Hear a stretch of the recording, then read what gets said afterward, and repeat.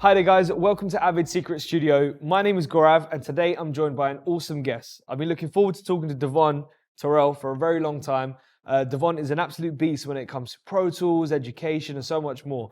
Devvon, you've done some amazing stuff, man. We've spoken before by text and emails, but we've never met in person. Yes. So today we're actually meeting, and for you of those out there as well, Devvon is a writer, a singer, an artist, a producer, an engineer, a mastering engineer, an educator, a YouTuber. Bro, there's too many. There's actually so many things. But thank you, man. All I'm in so one. glad to be here, man. Thank you for inviting Thank me. you so much. And today we want to dive into kind of like your journey. You've got two YouTube channels? Yeah, I got two. Yeah, and my artist one and my tutorial one. Right, and that when I saw the tutorial one, that's how I got onto your YouTube page as well. Gotcha. I saw the tutorials, I was trying to learn myself, Right. and I was like, wow, there's a guy who speaks my language. This is sick. Right. Like, I got into it straight away. And of course, then your artist stuff is just another side of you that is just remarkable, Thank and you. it blends in so well. Thank you, bro. That's my introduction, but I've been asking every one of the guests today to give me their introduction. So Yeah, do you mind giving me an introduction? Of course. So I go by the name of Devvon Terrell, and I have two sides to my entire, audio, music kind of journey. So one is, of course, my audio side, where I'm kind of like an influencer, of course, an artist, an R&B artist by trade. And then the other side of my entire thing is Help Me Devvon, where I give educational tips and tricks when it comes to just everything audio, from how to get a job as an engineer, and then just basically real geeky, nerdy tech stuff like EQing and compression and things of that nature as well. Yeah. And it's so important now in this day and age, obviously, to have YouTube. And of course, a lot of YouTubers out there, bro, they make content that it's great content, of course, but it kind of is so structured and by the books, and it's not really realistic. It's not. I think what helps as well with your stuff is that you're the artist, Right? so you want it to sound good, And I'm applying it, right? and you're applying it, Right. which makes so much sense. Right. And today we're gonna actually go through one of your templates for not mixing, because you do a lot of mixing stuff. We're gonna go through a bit more production stuff, Right. and talk a bit about your production workflow. Right. And yeah, we should probably just go into it. Yeah, absolutely. So for me, of course, I use Pro Tools to produce and record and mix and master. I use Pro Tools for everything. Wow. Reason why, and my philosophy behind it is, when I would produce and say other DAWs, of course I was doing my vocal production stuff like that in Pro Tools. But what I was running into was I don't like hiccups or roadblocks in my workflow. And I was like, yo, if I record, get the guitar down and a little bit of melody, I want to be able to record the vocal immediately. Like there's a sensation. So for me, I just said, you know what, screw it. I'm going to figure out how to produce in Pro Tools so that I can literally just never stop flowing. And that's what made me, because typically, everything winds up in Pro Tools. I argue with people all the time, but I always say, at some point, it's gonna hit Pro Tools. If this thing is going out somewhere, it's gonna hit Pro Tools at some point. So that's where my philosophy comes from, as far as why I strictly just produce in Pro Tools and everything in Pro Tools. I love what you just said there about the kind of capturing the vibe as well, and actually just press and record. Yeah. Because a lot of times I use Pro Tools, but I've been in sessions before, people using other DAWs. Right. Won't name them. Right. Use what you want. but my thing's always been is for me personally, comping, right? Yeah. So important for me. Right. And I can only do it in Pro Tools. Me too. I got another DAW and I'm like, wow. It's a little, the workflow, it's just, my workflow, man, is so important. And I know what you mean. Like something simple as comping, it's like, bro, I don't want to comp in another DAW because I know I'm going to have to end up here. You know what I mean? Right. So why not just learn it? And to be honest, there's a lot, now as well. Yes. You've got so much cool stuff, man. You've got Groove Cell coming out.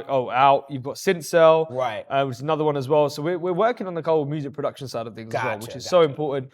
But we've just come up with Pro Tools Artist, which is our newest software. Right. Okay. Which is a $9.99 a month, $99 a year. And it's for the artist. We're artist, producer, and it's basically just a stripped down version of Pro Tools. But you got everything in there, right? But it's just for a producer and artist. You turn the laptop on, put your headphones in, and you just make music. Right, just simple, streamlined. Exactly that. And it's kind of more for those who kind of say, oh no, but Pro Tools is hard or it's intimidating. But it's okay, well, you got this version now, which you can learn from. Right. Simple. But yeah, so now you've got your session there, right? So we're going to kind of walk through it, maybe look through. Yeah, I would love to show you. So long story short, what I think that a lot of the pitfalls what people fall into as far as being detracted from Pro Tools for production is that when you open your DAW to produce, no matter what you use, so all the other DAWs, there's kind of it's with production in mind. So of course it's already set up with okay, we know you're gonna have a kick and snare and all that stuff.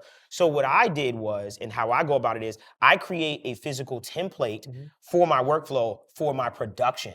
So if you look at my thing already, you see right here it says kick, snare, 808, hats, percussion, everything is already there. Then if we flip to the mix window, you'll see that I already have all my plugins, my sampler stuff already lined up and everything. So if I want to come over and say, okay, I'm going to my kick fader, I can literally come on over to the sampler I'm using, and then I can just basically come over here and just grab a kick, like just that simple, and just drag and drop it in. And that's it. So I think that a lot of people may just fall into the place of just saying, well, it takes too long to get to ABC. It's like, no, I think Pro Tools can be powerful for a producer if you just set it up correctly for yourself and work off of a template.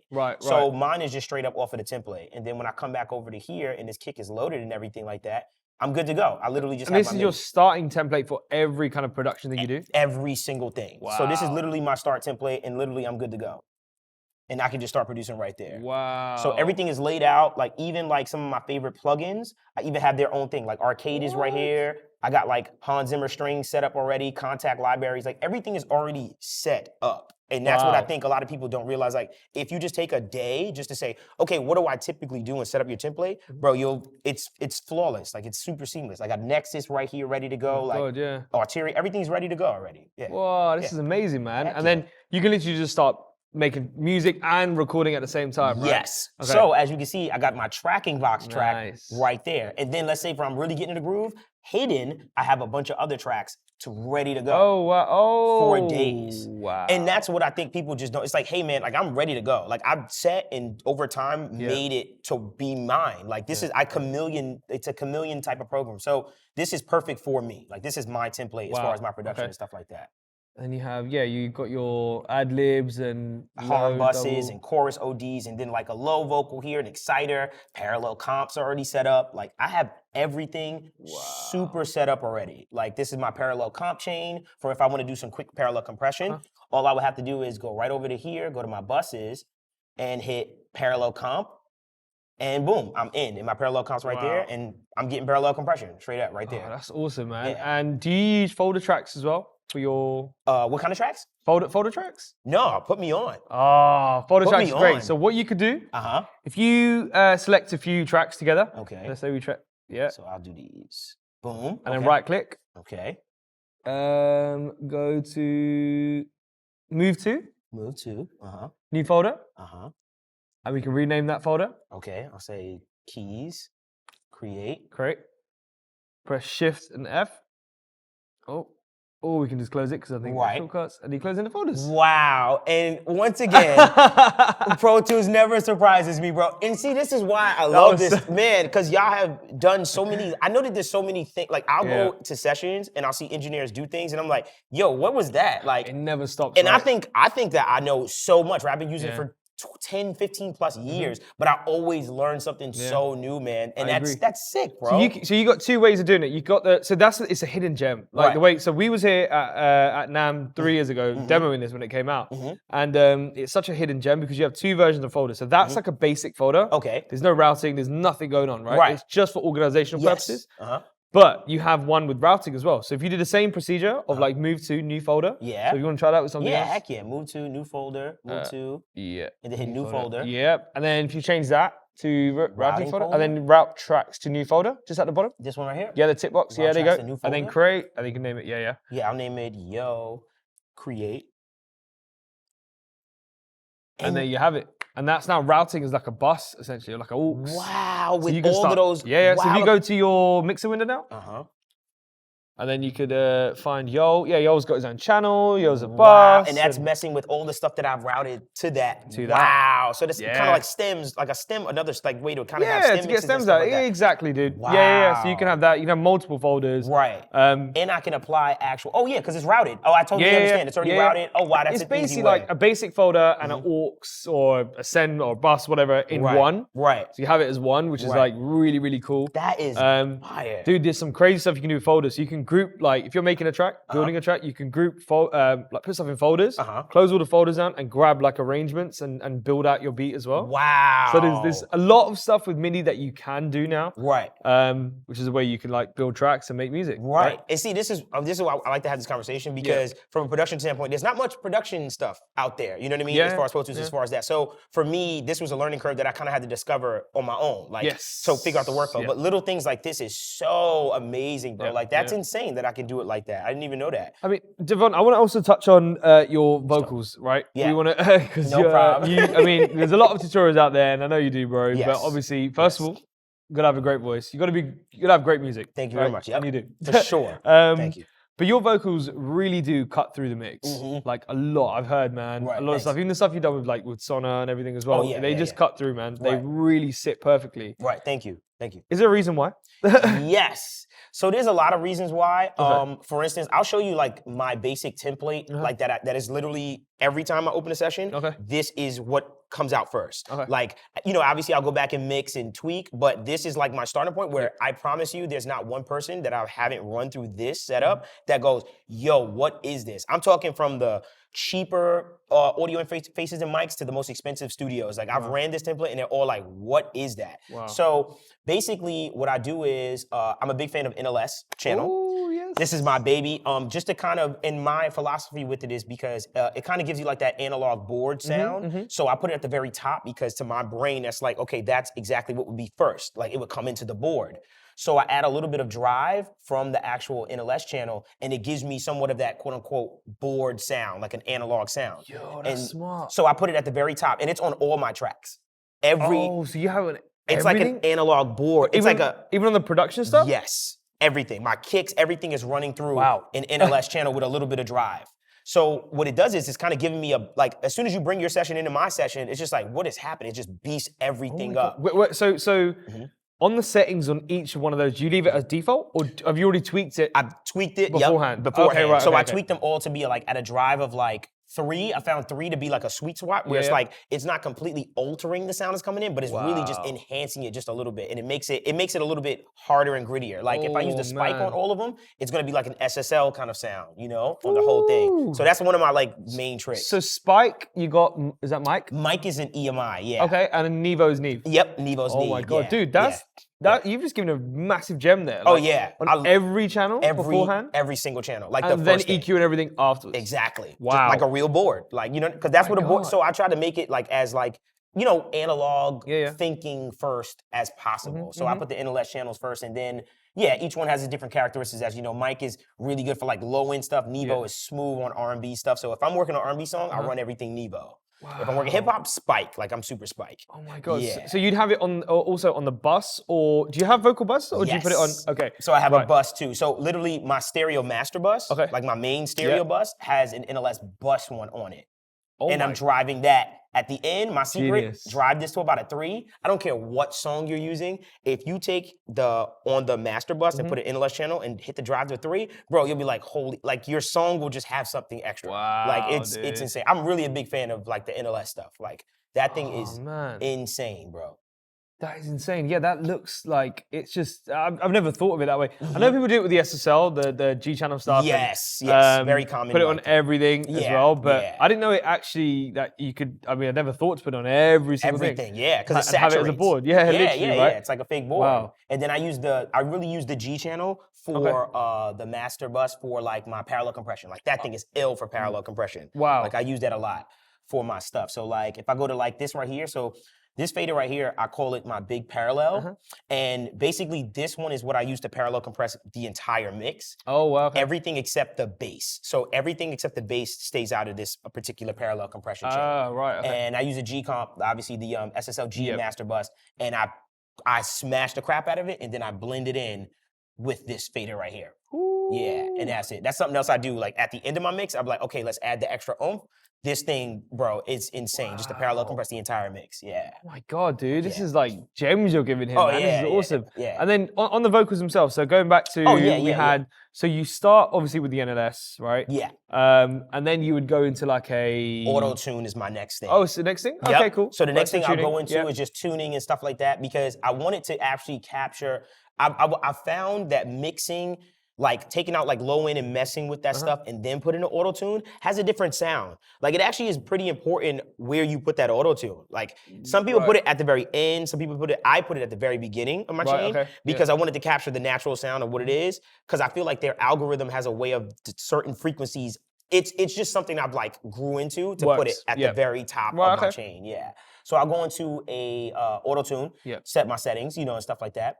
The other big thing I do is I put a de-esser. So my belief is fix problems before I boost anything. Oh, I love that. You'll never see me do any boosting like at the very top. You'll always see me like, okay, what's wrong here? You know what I mean? Or what can I take out and stuff like that. So what I do is I like to take out this frequency range. I've learned this from Leslie Brathwaite, I'll be honest with you. Shout out Leslie. Big shout out to Full Sail alum. Is I take out this frequency range right here, 4,237 hertz, which is basically like the 3K hertz, just to get rid of some of that harshness and stuff like that. So I get rid of that like immediately, because a lot of mics will have that, especially vocals in modern day, and I try to rip that out. So and Devvon, what mic are you using, just to double check? So I go back between my TLM 103 and my AKG C414 XLS.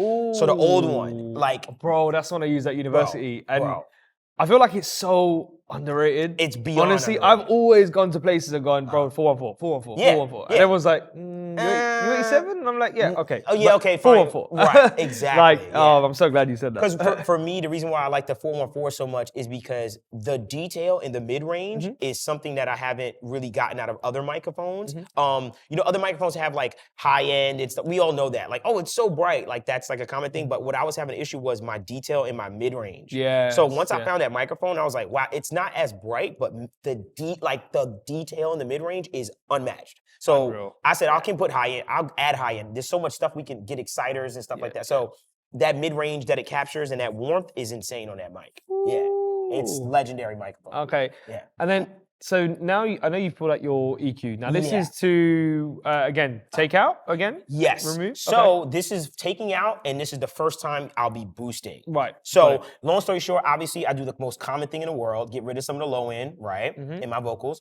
But then I'll come on over here, and just to say, this is just like a basis. So obviously this is gonna change when I actually start to actually mix. Yep. But for the moment, what I do is I like to take out a lot of the low end stuff and a lot of like that boominess in the microphone. Because when I'm recording, I'd rather my vocals sound a little bit lighter in the mix, because I don't know what the song's gonna sound like. So you'll see me take out a lot of like this frequency range, the 250 hertz and 125 hertz and below. You'll see me take out a lot of that. And then you'll see me take out some stuff in my secret range. And this might be a gem for people. When you feel like your vocal or any instrument isn't sitting in the mix, go on over to 800 hertz and pull that right down. And I promise you, 800 hertz feels like this, if that makes any sense. It feels dimensional. Like, this is your spectrum. Obviously, we feel left and right, but 800 hertz feels like this, like in your face or I'm not in your face. So oh my God, 800 is typically, if I say it's not standing correctly in the mix, I put 800, bro, it immediately backs up, like without losing so much volume. So 800 hertz is like a secret range for me. I love that 800 hertz range. And then this is the first place I just add some real intense brightness just to give me some high end in the vocal. Yeah. Okay, and that's what we kind of like these days, is high end in vocals. Oh right? yeah, we all do. Like if I don't feel the high end in my vocals, if I don't hear it, like I'm losing it. Like I can't do it. The next thing is my super secret thing. Wow, he's giving it away. Yeah, I'm giving it away. So this is my CLA 76. I use the Blackie version. Wow, okay. I've noticed that the Blackie version just feels a little bit brighter, and I like the way it reacts with vocals. Yep. So I don't even really I do the type of compression I do is, you see it has a really slow attack and a really fast release, and I get about 10 dB of gain reduction. Like literally, that's my rule of thumb, and it's not even doing so much compression, but it's really, this is my compressor to give me tone and volume. Right, So it's very interesting. If I played it for you, you'd be like, holy crap. If I bypass it, you'd be like, oh wow, like I noticed that difference in the vocal and stuff like that. But this is literally my compressor that I just push to get some volume, but some control at the same time. Wow, okay. So I think about it like, you know how if you have working in an analog system, you would preamp and hit a compressor. Right, okay. This is my first compressor. That's basically what it is. So I'm always thinking like I'm in a room. Like that's how I have my whole template. It's like, okay, if I'm at a studio, how would I set it up in a plug-in form? You know what I mean? So preamps, and then I'm hitting right there with what you call it. You can think of the the F6 as far as this is concerned, like a Neve 1073, where you add a little bit of high end on your preamp. Okay. So it's the same thing. You know what I mean? Like I'm thinking that way. Like, okay, if I hit a Neve, man. like it's so weird because like when you, I'd never expect it to be just you'll have that kind of like board mentality still, which is like, I love it because it's like it's still crucial in today's mixing, whatever it may be. Right. And just even that, how you explain the what EQ was that? Sorry, this is the F6. Yeah, even that, explain that as like a Neve, because a lot of people out there, bro, Neve stuff is very expensive. Very thousands. You can work with what you've got. Yeah. Right. And to explain like that you don't need it just because the skin's different. Like, that is so true. The amount of time someone's just gone like that on the 73. That's really what it is. It's like they're popping up some high end. It's like, cool, I'll pop some high end too. You know what I mean? I'm not saying it's perfect or the same, but it's the same kind of mentality. And I get really good results with that. Awesome, man. I get ill results. Next thing I do is I usually like to do serial compression. So once I start compressing, I like to do compression. So I like to set up my compressor where the first one is for volume, the second one is for tone or color, and then my third one is for literal control. So obviously we got volume from the 76. The next thing I do is for color, and I like the R-Vox a lot. A lot of us use the R-Vox, the Waves R-Vox, very popular plugin. And I use this just to get some color out of it. It gives me a grit that I cannot explain to you, but it just pulls the vocal. Like it gives me a more, like a harder vocal that sits a little bit stronger in the mix. So that's what I use for that. And it's self-explanatory. So you just bring that bad boy down and just compensate for volume, you're good. Wow, okay. And then this one is purely there for control. This is my favorite. I think this is one of the most innovative compressors that you can buy. Because it's the most simple, it's been around for years, and it still works. Like, everyone still uses R-Comp, like, to this day. Like, most people that engineer. What I like to do is I like to get my control here. Usually, I put this bad boy in opto. I like the sound of opto. It's really good for vocals because of the way it reacts. And I usually work on, like, a 1.72 ratio. So I don't do such harsh ratios on my vocals because it'll really make it sound like it's hitting that wall. Right. And we want dynamics in our vocals. So I leave my ratio pretty soft, and then I pretty much do a pretty fast release and like a medium to fast attack on the entire thing. Excuse me, a medium to slow attack on this, depending on the song. Right. For breathing and stuff. Okay. Wow. And then the next thing I do is I have this bypass, and the reason why I have this bypass is because sometimes it calls for it, sometimes it doesn't. But this is Saturn 2, Fat Filter Saturn 2. This is my favorite harmonic distortion, analog saturation plugin that I ever used. It is, when I mean it is the greatest, like it's, like I can't find anything like it. Wow. And compared to one, do you find it a big difference? I don't. Do you use one? Yeah, I had one. You did? Okay, I've been using it for years. Yeah, I was gonna say, so it's like I so had standard. one. I was scared to go to 2 because I was like, I don't know like what the sound is gonna be. But it does sound better, I noticed. Really? And it has way more things it does, bro. Oh, wow, okay. Like even if I just press a button, like a preset, you'll be like, what the heck is it doing? So like here's a lo-fi A wobbler. What is that? What? Right? So they added things like pitches, range, speeds, LFOs. Like they've turned this into bro, this is a monster. Wow, that looks like a beast, man. Yeah, it's ridiculous. So this is my favorite one that I use. I usually use this clean setting though, and just add some gentle saturation. Wow. And then my biggest cheat code is I split it right down the middle at about 700 and right about 8,000, and I boost this thing about 2.5 dB. And I promise you, that thing is going to pop. Like your whole vocal's gonna pop. Like stupid. So like I said, when it calls for it, and I'm like, yo, I need it to pop. I need like a Bieber. If I'm doing pop vocals, then, and I want that to be really high end and bright and pop, then I'll go on over to Saturn and I'll pop this bad boy on with gentle saturation and stuff like that. And you can increase the drive and stuff like that if you want to add some more saturation. So that's my favorite joint right there. Then you have, Then I have this one, and this one is doing minimal things. It's really just taking out all of that muddiness that all these other plugins may have created. Wow. Just to bring some of that back out. And then you see me actually adding in that 648 hertz range, which is giving me some of that warmth. I'm like, because I know through compression and stuff, I lose a little bit of body. So I'm trying to give it just a little bit of that body back. But like I said, this plugin is just, these last 2 plugins are literally like, just in case, you know? And then the last thing is I add a de-esser to compress that sibilance. Simple as that. And that's really my vocal chain as far as the starting is concerned. I think one thing that I noticed that you kept going back to, which is so good, is that you literally think about the last step. Yes. Yes. a lot of people don't do. They'll just Right. go, oh, this preset. Oh, I'll slap that on. Yes. You're yes. like, oh no, but I did this because obviously so I need to compensate for what I made there. Right. That's and move. insane. My belief is, and I tell people all the time, I Yeah. say, when you're mixing, right, don't every move you make, Yeah. say why. So Because good. so many people will go and be Yeah. like, I'm gonna go to this plugin. I'm like, why? And they'll be like, I like it. It's like, no, that's not a reason. yeah. Like, look at the vocal or whatever the sound is, and anything you do, say, why am I making this move? Right. Like, doesn't make sense. You learn very late, like later on in your mixing career, that less is really more. Yes. And Yeah. if you leave the artist, creation alone as much as possible, you'll notice, you're just enhancing little things. You know what I mean? So for me, I always say why. And that always stops me from making a mistake. And simplicity is key as well, very, right? It's so very, key. very. That is awesome, man. And then just briefly, is it your mix bus that you have as well? Yeah, this is my mix as far as the one over there on the side. Yeah, with the NLS bus on, right? Yeah. Oh, so, that's it? Yeah. So that's it to my starting. So oh, then you could add. Yeah, and then I add to it after. Like I do some insane things to my mix bus. I can actually show you a session where I do some crazy stuff. Like I open up one of my album songs that we had just finished, which is over here. And I'll show you this. I would love to show you this. So let's open up this one right here. Let's open up a clean one just for the video. So we can actually play it, actually. Yeah. I'll play it out loud. I'll super play it out loud. Let's let this open up right quick. And yeah, man, I put a lot of stuff on my mix bus because I've learned that, I say I want to get it as perfect as possible so that when I do master it, I don't really have to do much. Okay. Like, I don't want to get to my mastering and go, oh, well, I need to add this. Like, I make it sound as great as possible and then give myself some headroom, then I go master. Okay. So I'll let this bad boy open up. And this is something that we had produced not too long ago.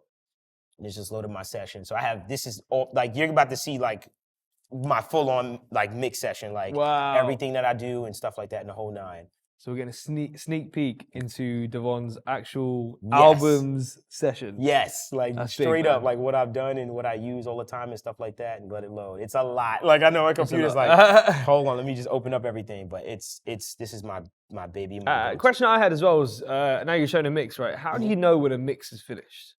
What's your right? Putting it down, closing it down, that's it. PSP. So, exactly. So for me, what I do is, my workflow is drums. Like that's my first thing. I always work with my kick. My secret is I start mixing the kick, snare, and the vocal first. And the reason why I do kick, snare, vocals because if I can get that relationship correct, when I mean everything just makes sense and goes right around it, it's perfect. Wow, that's good. I used to, when I was younger, I used to like to start with like guitar, like the rhythm, whatever the rhythm was, and vocal. And then when I bring the drums in, I'm like, oh, I need to turn this down. Like so I go with the loudest stuff first, like kicks and snare, and everything magically just falls right around. Gels in kind of thing? Yes, easily. Wow, that's a good way to look at it. So these are the actual drums for it, which actually this is our kick and stuff like that. Let me just take a look. So what I'm gonna do is this. I'll move this over, and I'll just show you my actual mix bus. So this is my mix bus. So I have some outboard stuff going on. Okay. I have a Prism Sound Titan. Nice. Where I love those converters. Yep. So I run my mix out of those converters and back in just to saturate it. Oh wow. Okay. Yeah. So that sounds like that Prism Sound has this way of adding like dimension and makes my mix feel a little bit more 3D. Oh wow. Okay. So I like to run it. So that insert 3-4 is literally my Prism Sound. Okay. I do my little cheat code, my little NLS bus. That's amazing, man. On the 3, like a 3 on the drive, pops the whole mix out. And then I come on over here and you see my Saturn in the whole 9. Right. And my Saturn is just doing some gentle saturation. I'll do some bypassing back and forth. Okay. And then this one right here is probably one of my favorite tricks. And you see it's in bypass mode. Yeah. Right? Yeah. So when you move around to the chorus, you notice that it bypasses and turns back on. Wait, yeah, what? Yeah, so I have some automation. So on my chorus moments, what I did was I had the isotope ozone on, and what it does is it boosts the entire song by 1 dB, and on the sides, so I have a mid-side EQ on, it'll boost the side information on the high end. So when the chorus kicks on, the side information just feels way brighter and the entire song goes up a dB. So it's like it explodes. So you're literally your hair stand up on your, like when the chorus comes, it pops, like everything pops. And I automate that with the Ozone plugin and just do that. And I do that on every song, which I hate to say it, but I do it on every song. I'm not gonna lie to you. Bro, that's genius. Yeah. But you never see what I mean, right? Is like we're brought up in this structured way of thinking as that you shouldn't do that, or you can't do that, or Like, no, but he doesn't do that, or she doesn't do that. Right. Try new things in music when you're mixing or creating or whatever it be. Right. Dude, you're a creative at the end of the day, right? Yeah, It's very important to do new things. And try, yeah. Like 100%. That's my whole thing. Like I always like to try things. I want to up my buffer so I can actually let you hear something. Yeah. But I'm very big on just trying things, bro. Yeah. Like it's so important to try things, and that's how I learn. I love making mistakes too. I literally most of the stuff I've learned is because of mistakes. Like I've made a lot of mistakes and just like learned from them like completely and stuff like that. So I can show you kind of an example. Like even when I was telling you, so this is my mix bus processing. And my mix bus processing, this is like my final bells and whistles. Like this is me putting like the final shine and stuff on it. So for instance, when I told you about the Saturn II, right? I'll turn all these other stuff off and I'll kind of go down the line. So Saturn II is insane. I'll turn it off for right now, right? And what I'll do is I'll do that little trick that I told you as far as like adding that little boost at this range right here, like 2 dB. Oh, yeah. So I'll do it without first. Watch this. And I'll keep bypassing the back So without first. Get it, yeah, get it. Cause not every girl is worth the survival of the fittest. She got a good job and she don't with fake. Oh. Oh my God, it like opens up. What? Opens up the whole mix. And this is off of MacBook speakers. Yeah, that's bro. like So when I'm in the studio, bro, and I do that, it's like my eyes like just open up. You know what I mean? So this is adding some saturation, adding some really nice harmonics to the song, and then it's allowing me to also push that vocal up, that mid-range up, so that I can get more luffs from a nerdy standpoint out of it as well. So that is a sick little trick I do. Then the next thing I do is what I was telling you about with the ozone, where you may not hear this as much as if you heard it in headphones, but you'll notice that this thing just feels like it just goes way up on the chorus. Yep.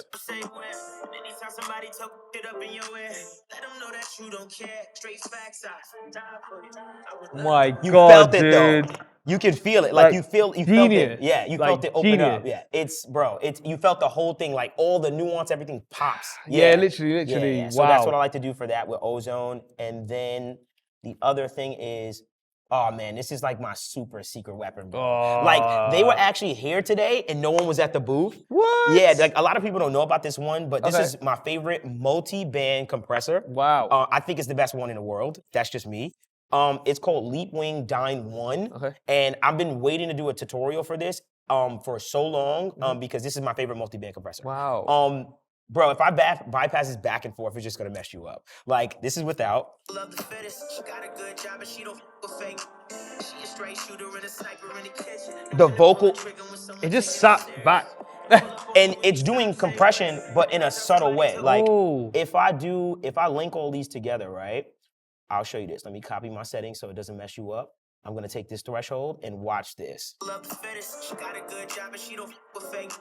She a straight shooter and a sniper in the kitchen. Know when to pull the trigger when someone taking it serious. It just makes a super difference in just how on MacBook speakers as well. Yeah, these are MacBook speakers, by the way. Right, exactly. Wow. But it just has extreme functionality. I just love the Dyne 1 Leapwing so much. Yeah. It's my favorite multi-band like thing.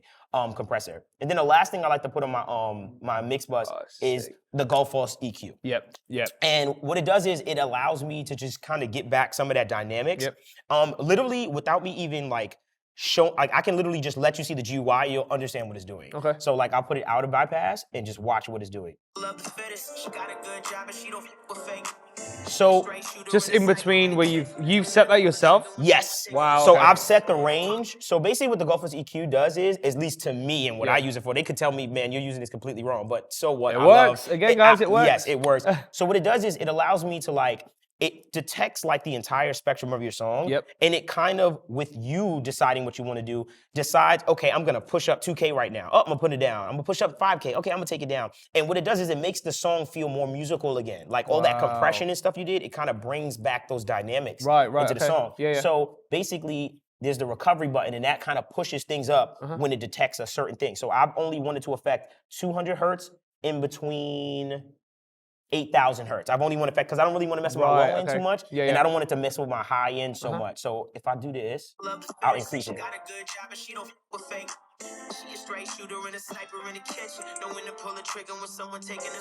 So what it's doing is it's pushing that stuff up. So you see this frequency range? Yeah. So I'll bypass it. Kind of sounds dead and flat, right? So without it again. Again, it opens it up. It opens it up and Yeah. it kind of brings back those dynamics and stuff like that into the Wow. song. Yeah, so that's it. And then after that, I just make sure that I'm getting at least about -4 dB to 6 dB of headroom. Yep. I'm going to master it.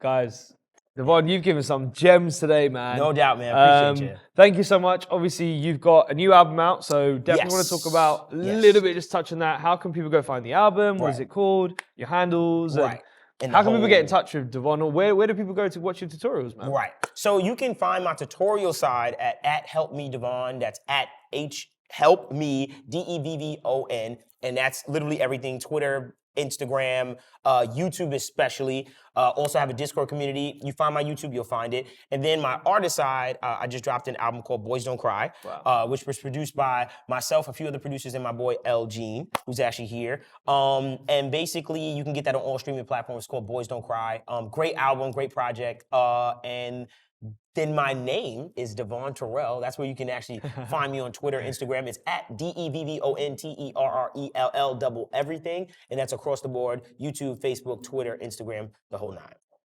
Thank you so much, bro. No you doubt. have been amazing. Thank you as for having always. No, honestly, Good thank to you so finally much. meet. Too. I'm that one there as well. I've been talking to you on email and text for a year now. Well, we're done with that now. We're in person. Facts. No, it's been a great time, man. Thank you so much. You've shared some amazing gems. For sure. Guys, thank you. I want to say a massive thank you from the Pro Tools team and the Avid team as well, because without people like yourself educating the world out there, you know, I appreciate that. I appreciate, just being here and just being associated. You know what I mean? Like it's amazing. Like I've been a fan since I was a child. You know what I mean? So it's just dope to be sitting here like, wow, I'm talking with you guys. You know, it's so that cool, means so man. much, bro. Thank you so much, guys. Thank you so much, and we'll see you soon. Take care. Yep.